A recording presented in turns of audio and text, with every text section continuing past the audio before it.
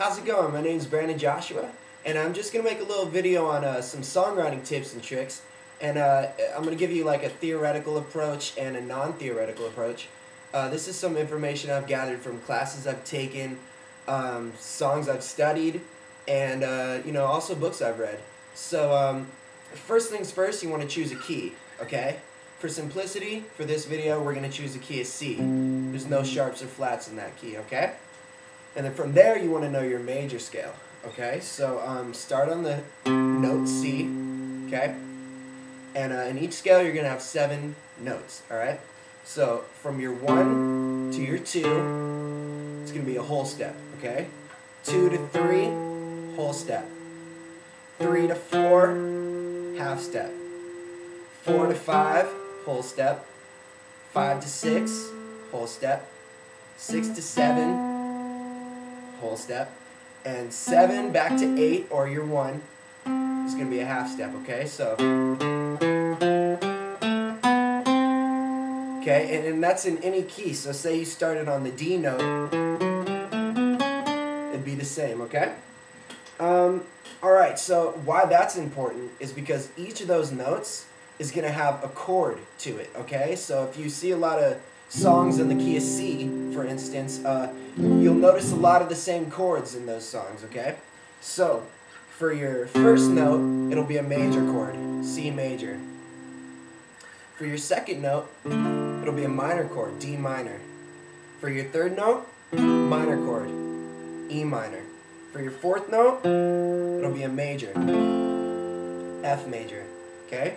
Fifth, it'll be a major chord, G major, okay? For your sixth, it'll be a minor, A minor, okay? And then for your 7, it'll be a diminished chord. So you're not going to use that much, but I'll show you a couple ways to play that. So in this case, it'd be a B diminished. So you'd have a A string, 2nd fret, okay? And then D string, 3rd fret. G would be the 4th fret, and then the B would be the 3rd fret, okay? Okay, so one more time, that's major, minor, minor, major, major, minor, diminished, okay? Important to know is that your 1 is your tonic, it's your main chord, okay? And your 6th chord is your relative minor chord, okay? So that's like your main minor chord. And also, the relative minor is where you would start your minor pentatonic scale, okay, if you wanted to solo over the song. So in this case, it would be on the A note. Okay? Okay, and then the next thing I'm going to show you is really cool, so you really want to pay attention to this. Next slide, I'm going to put up a chord leading reference chart, okay? So it's going to tell you which of these chords go to which other chords, okay? Because you can choose any 2 chords, but do they, is there a better option? Well, this is what that's going to show you.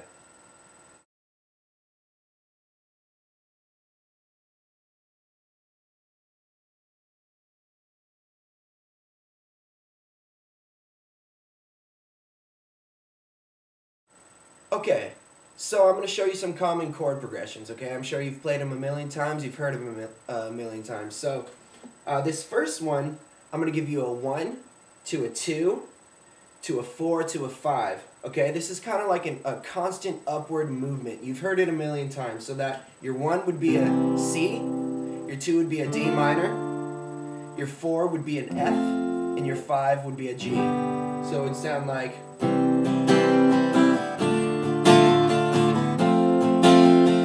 always going up.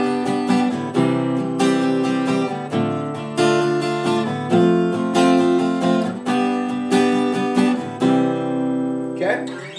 This next one it was really popular in like the 50s with like doo-wop kind of songs and jazz. So this would be a 1 to a 6 to a 2 to a 5.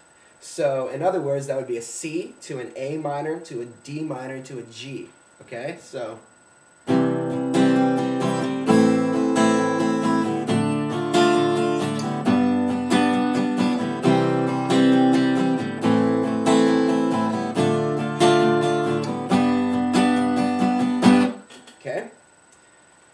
this next one is just to prove to you that you don't always have to start on the 1, okay? So this one's going to be a 4 to a 1 to a 4 to a 5, okay? So that'd be F, C, F, G, okay? So...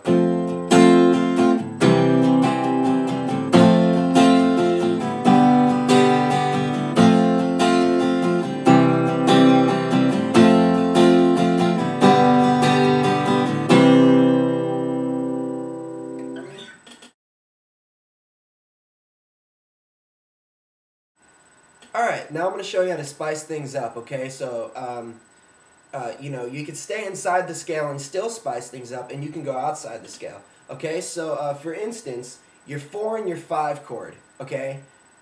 Your 4 goes to your 5, and your 5 resolves to the 1, okay? You're going to see that a lot. But if you want it to resolve even more, give it some tension, okay? So, make it a dominant 7 chord, okay? So, I'll give you this chord progression, and I won't play dominant 7. And then the next time I'll play dominant 7, you can see what I'm talking about. So we'll go C, A minor, F, and G. Okay? That G is your 5 chord, which is going to go back to the C chord, okay? So...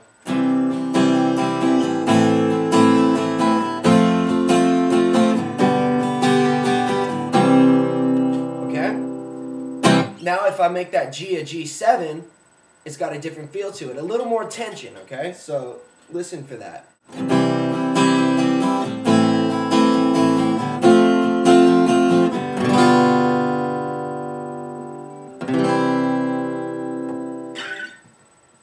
Alright, another little cool thing you can do is make your 1 chord a major 7 chord, okay? It gives it a real nice, smooth, jazzy feel. So like in an Eagles song, Best of My Love, in the chorus, I believe they go C to F, and then C to F again, okay?